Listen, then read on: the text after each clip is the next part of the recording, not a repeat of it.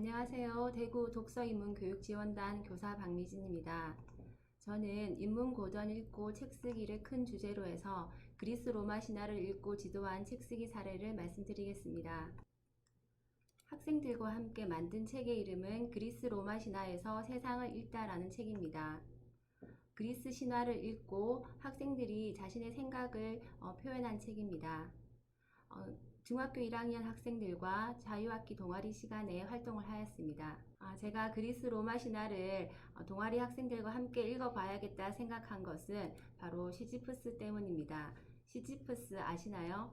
시지프스는 신들의 미움을 받아 벌을 받았는데요. 그 벌은 매일 커다란 바위를 산 꼭대기까지 올려야 하는 벌이었습니다.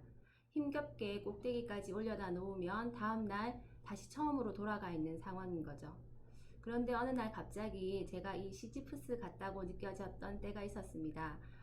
육아휴직을 하고 두 아이를 독박 육아할 때였는데요.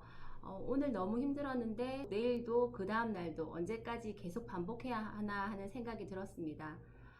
그래도 생각해보면 나는 두 아이가 주는 기쁨이 있으니까 시지프스보다 좀 나을까 하는 이런 생각도 했었죠. 이렇게 그리스 로마 신화는 저에게 작은 위로가 되었고 제 주변에 또 다른 시지프스를 발견하는 계기가 되었습니다.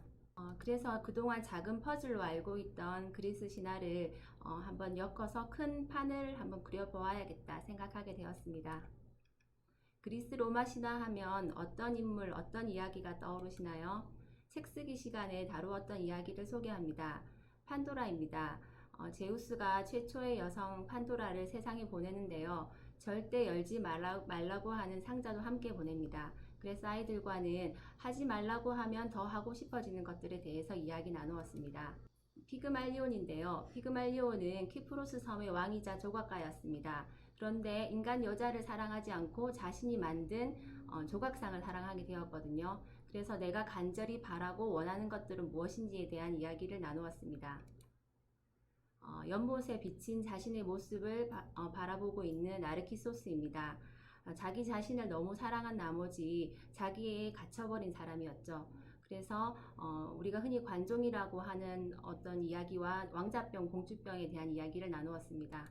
그리고 사랑의 아신 에로스와 푸시케의 사랑 이야기, 그리고 에로스의 어머니 아프로디테 이야기도 함께 읽었습니다. 트로이 전쟁을 불러온 그 파리스의 사과 이야기를 통해서 선택에 대한 이야기를 나누었고요. 신이자 인간이었던 헤라클레스 이야기도 읽었습니다. 그리고 쳐다보기만 하면 너무 무서워서 돌로 굳어버리게 만드는 메두사 이야기를 통해서 내가 두려워하고 있는 것, 그리고 그 두려움에 대처하는 방법들에 대해서 이야기 나누었습니다. 아킬레우스 이야기인데요. 아킬레우스 이야기에서는 자신의 약점과 강점이 무엇인지에 대한 이야기를 나누었습니다.